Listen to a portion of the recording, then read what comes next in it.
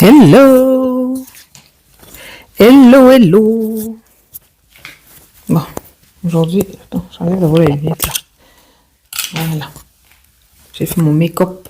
Le make-up d'une fille se résume à ça.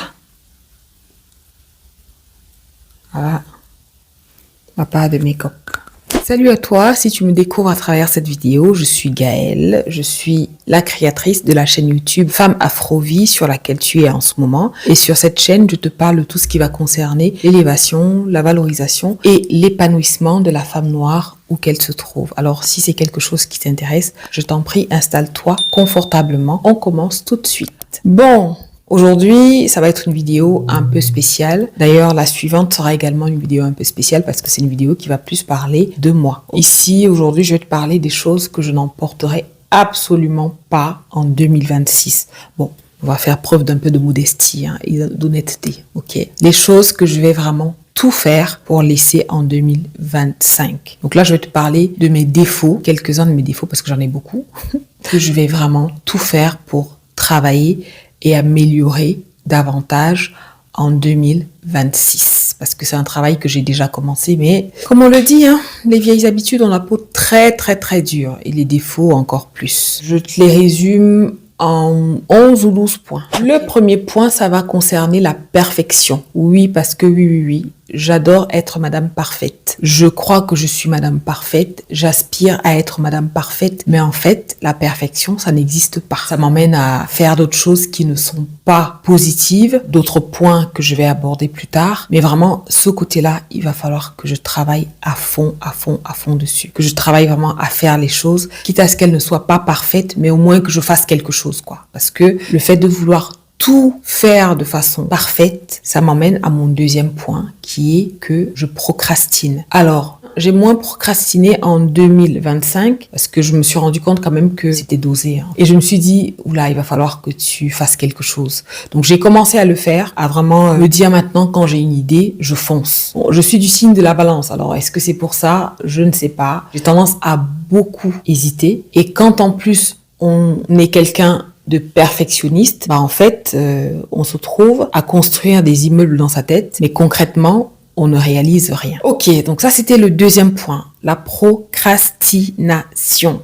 On va dire stop. Et je te dirai au fil de l'eau comment je m'organise, comment je fais pour remédier, parce qu'effectivement c'est quelque chose qui me bouffe énormément. Troisième point qui est peu en relation avec les deux premiers, ça va être le fait de douter de moi-même. Contrairement à ce que les gens peuvent penser, je ne suis pas quelqu'un de... Comment je veux dire ça? Je suis pas sûre de moi, en fait. J'ai beaucoup de doutes, beaucoup d'incertitudes, comme tout le monde, mais peut-être que je le montre moins. Et puis, les gens ont tendance à penser que je suis sûre de moi, que je sais ce que je fais, que je sais où je vais. Mais il n'y a que quelques personnes, je peux les compter sur les 2 doigts, peut-être, maximum, qui savent réellement que je doute de moi et que je suis souvent victime du syndrome de l'imposteur. Et donc ça, c'est quelque chose sur lequel je compte vraiment travailler en 2026 davantage parce que, comme je te disais, j'ai vraiment commencé en 2025 parce que j'en ai pris conscience. Et là, il va falloir vraiment passer la vitesse supérieure, quoi, la 5e, la 6e, la 8e, enfin bref, peu importe,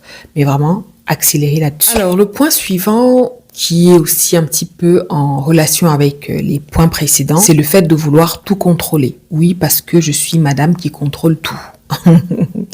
Bon, je le dis comme ça en rigolant, mais pour mes proches, c'est quelque chose qui peut être compliqué à gérer au quotidien. Mais là, j'ai décidé de lever le pied. J'ai déjà commencé, mais c'est difficile. Il faut savoir que quand on a l'habitude de faire les choses d'une certaine façon, laisser quelqu'un d'autre les faire à sa façon, c'est très difficile.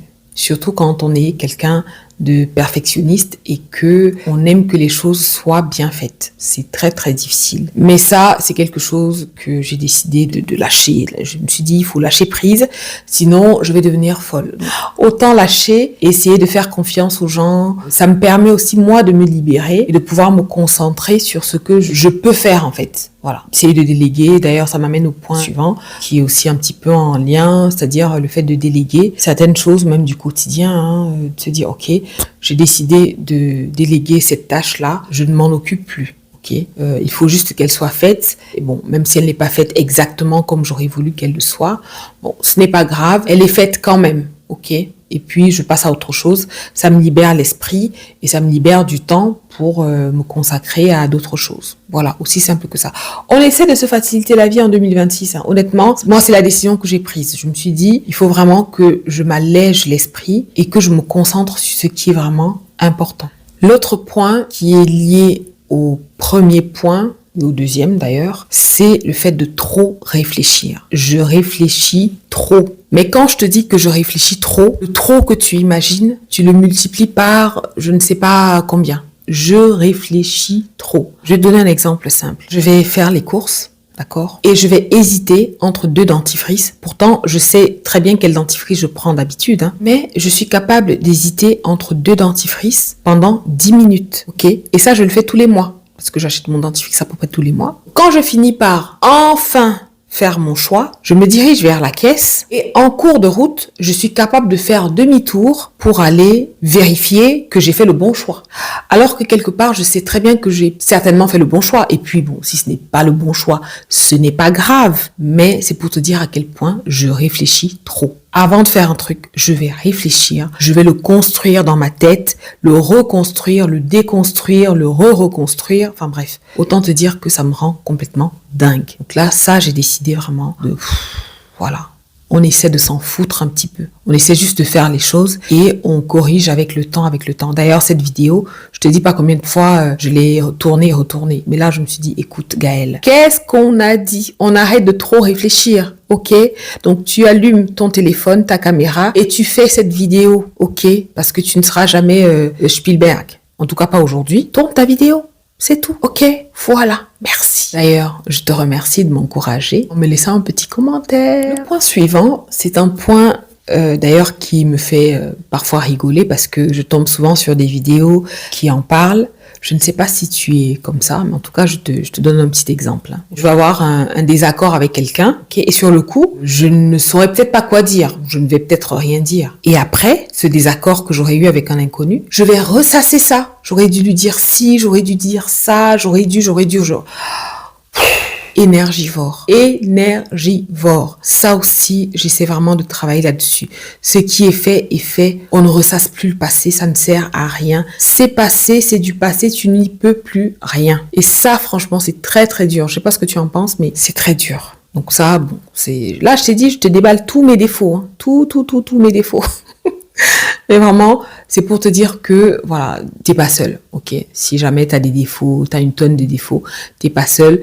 Chacun de nous se bat avec ses défauts. Bon, il y en a qui sont conscients de leurs défauts, d'autres qui le sont moins, d'autres qui le sont pas du tout. En tout cas, on fait comme on peut, on essaie de se battre avec. Ok, voilà, donc ça c'est quelque chose que je vais vraiment essayer de travailler, arrêter de vivre dans le passé, de ressasser, de me dire j'aurais dû, c'est fait, voilà. Un autre exemple typique du fait de ressasser le passé, c'est que je me dis toujours, oui, j'aurais dû me lancer dans la couture beaucoup plus tôt. Oui, mais bon, à l'époque, je n'y pensais pas.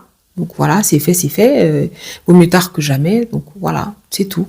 L'essentiel, c'est de ne pas avoir de regrets. Bon, est-ce que j'ai des regrets? Un petit peu. Mais je me dis, à l'époque, je n'y pensais pas du tout. Ce n'est pas comme si j'avais procrastiné sur le coup. C'est que je n'y pensais pas du tout. Le point suivant que je vais aborder avec toi, c'est ce besoin de plaire à tout le monde. Alors, j'avoue que je ne suis pas quelqu'un qui aime forcément plaire à tout le monde. Je l'ai dit dans une précédente vidéo que tu as peut-être regardée. Je n'ai pas peur d'aller à contre-courant, en fait. C'est quelque chose qui ne m'a jamais dérangée. D'être à part, de penser différemment. D'ailleurs, mes proches le savent. Hein. Je n'ai pas peur de faire comprendre mon désaccord, même dans une salle remplie de personnes qui vont aller à gauche ou qui vont dire oui, il faut aller à gauche. Moi, je n'aurais pas peur de dire non, pourquoi ne pas aller à droite ou pourquoi ne pas aller tout droit. C'est vrai que ça n'a jamais été quelque chose qui me ressemblait, mais quand je me suis lancée sur les réseaux, j'ai été flattée, on va dire, par les avis positifs. Et donc, le problème quand tu es flattée par les avis positifs, c'est que les avis négatifs vont t'atteindre. Et en fait, il faut que j'apprenne à m'en détacher, en fait. J'ai commencé à le faire aujourd'hui. Tu peux me dire ce que tu veux dans les commentaires. Je ne vais même pas batailler avec toi, ok? Je n'ai pas besoin que tu sois d'accord avec moi. Je m'exprime. Et si vraiment tu n'es pas d'accord, c'est comme on dit au Cameroun, si tu es vraiment trop fâché, prends ta caméra et tu me réponds. Pas de souci. Tant qu'on reste dans le respect l'un de l'autre, le reste, voilà. Ce n'est pas toi qui détiens mon souffle de vie, ce n'est pas moi qui détiens ton souffle de vie, donc franchement... Donc voilà, ça c'est quelque chose que je vais continuer à faire en 2026. tranquillou. Le point suivant va concerner quelque chose que beaucoup de femmes ressentent, beaucoup de femmes noires surtout, parce que, comme je t'ai dit, ici, on parle de l'élévation, la valorisation et l'épanouissement de la femme noire. Dans le volet épanouissement, parce que c'est très important, il y a quelque chose que beaucoup de femmes noires n'osent pas revendiquer. C'est le fait de se dire, je prends soin de moi, je me choisis, je me fais plaisir, et sans culpabiliser en fait. Ça, c'est quelque chose de très fort. Je le dis comme ça, mais si tu es une maman un petit peu responsable, tu sais très bien de quoi je parle. Si tu es une femme en couple, mariée, à moins que tu sois seule au monde, tu vois très bien ce que je veux dire. Très souvent, on va avoir ce petit truc, on va se dire, oui, mais peut-être que j'aurais dû, peut-être que je n'aurais pas dû. On va même parfois hésiter à se faire plaisir parce que on a des responsabilités, parce que on a des gens qui comptent sur nous. Oui, c'est bien d'être responsable, mais c'est aussi bien de pouvoir se prendre des petits moments, se faire plaisir. Se faire un petit resto, se faire des soins du visage. Moi, j'aime beaucoup coudre, par exemple. Moi, j'en étais arrivée à un point où, quand j'allais m'installer pour coudre, je culpabilisais parce que je me disais que ce temps-là, je n'allais pas le passer avec ma famille. Ça, c'est fini. C'est fini. Aujourd'hui, je sais que la couture m'apporte énormément de bonheur, de bien-être. Je ne fais de mal à personne. Et j'ai le droit de me faire plaisir. J'ai ce droit-là, sans culpabiliser. Donc, franchement, en 2026, je vais me faire plaisir, sans culpabiliser. Alors, je t'invite à en faire de même, parce que la vie est courte. En 2025, là, j'ai perdu beaucoup de personnes auxquelles je tenais. Et franchement, je me suis dit, mais Gaëlle, en fait, pourquoi? Personne ne va mourir à ta place. Personne ne va prendre ta place dans le cercueil. Personne ne va dire, ah non, non, non, je lui donne une année supplémentaire de vie sur Terre, ou alors un jour supplémentaire, sachant que je le prends sur mon temps de vie à moi. Même tes propres enfants vont continuer leur vie. Si c'est passer du temps avec tes proches qui te fait du bien, fais-le. Fais-toi plaisir, fais-toi du bien, prends du temps pour toi, et surtout, ne culpabilise pas. Ok? D'accord? Voilà. Bon, je ne sais plus à combien de points j'en suis, mais il se pourrait que je dépasse les 10 points. L'autre point, ça va être toutes les relations qui sont énergivores. Je n'en peux plus. Je n'en peux plus. La vie est courte. On n'a pas suffisamment de temps sur Terre, ok? Le temps passe tellement vite. Je n'ai plus le temps d'absorber les problèmes des autres. Les relations où tu es toujours en train de donner. Non, franchement, je suis fatiguée. Je suis fatiguée. J'ai besoin d'énergie pour mes projets. J'ai besoin d'énergie pour mes enfants. Parce que là, pour l'instant, elles ont besoin de moi. J'ai besoin de ça. Donc, tout le reste, je suis vraiment désolée. Mais ça va être... Ok? Voilà. Et dans la paix et le respect. Ok? Et sans rancune surtout. L'autre point que je vais essayer de travailler, mais je sais que ça va être très, très, très difficile pour moi, ça va être d'être moins forte. On va dire ça comme ça. Il faut savoir que j'ai eu une enfance assez compliquée, d'accord? Je vais pas entrer dans les détails, mais cette enfance, cette adolescence et ce début de vie de jeune femme, tout ça a fait que j'ai construit une armure autour de moi. Les gens qui me connaissent le savent. Je suis quelqu'un d'apparence très très très fort. Si tu demandes à mes proches, on va te dire que je suis quelqu'un de très fort. Je suis même peut-être trop forte. D'ailleurs, il y a une de mes proches qui m'a dit dernièrement, essaie d'être moins forte par moment.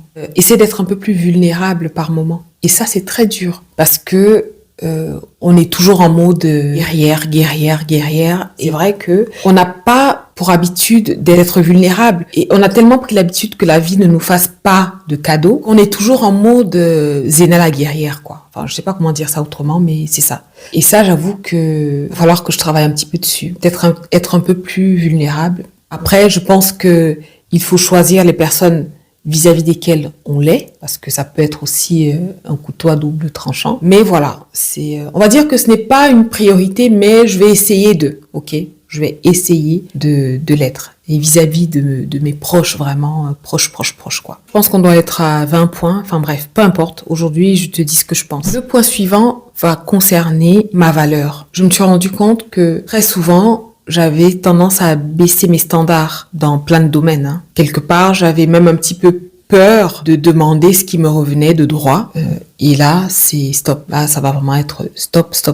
C'est fini ça. Maintenant, on va tout faire pour demander, exiger ce qui nous revient de droit. On va exiger d'être payé à sa juste valeur. On va exiger d'être traité convenablement, avec respect. On va exiger d'être payé au juste prix. Tout simplement, parce que oui, on le mérite. Et le dernier point va concerner l'aspect professionnel. Comme je te l'ai un petit peu dit sur cette chaîne, j'ai décidé de faire un virage à 180 degrés et de recommencer, parce que moi je n'ai pas peur de recommencer. Alors cette année 2026 va être une année décisive pour moi. Je t'en dirai davantage au fil de l'eau et je te tiendrai au courant. Voilà, une petite vidéo comme ça que je voulais faire pour la fin de l'année, et je reviendrai ici en fin d'année 2026 si j'ai la grâce d'être encore en vie, et je viendrai faire le point avec toi pour voir où on en est, voir ce que j'ai réussi à améliorer ou pas. Voilà. Bon bah écoute, n'hésite pas à me dire en commentaire si tu t'es retrouvé dans ces points que j'ai cités et que j'ai partagés ici avec toi. Dis-moi ce que tu en penses. Quelles sont tes résolutions pour 2026? Qu'est-ce que tu as fait de beau en 2025? Quels sont tes projets? Enfin bref, dis-moi tout ça en commentaire. Ok? Allez. Bye. Abonne-toi. Oui, abonne-toi. Oui, c'est gratuit. Abonne-toi, active la cloche de notification si la vidéo te plaît.